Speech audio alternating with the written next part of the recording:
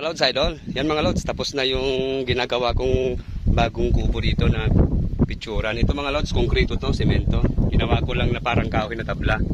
Ang ginawa kong kulay dito mga lods, yung kulay mahogani. Yan siya mga lods.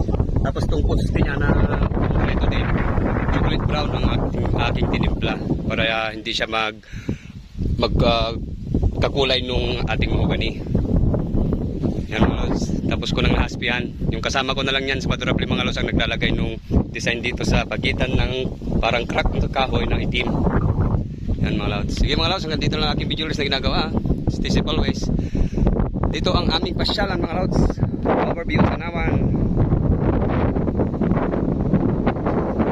Yan ang mga tanawin dito mga lods. Yung Mount Arayat hindi makikita at makakapal ang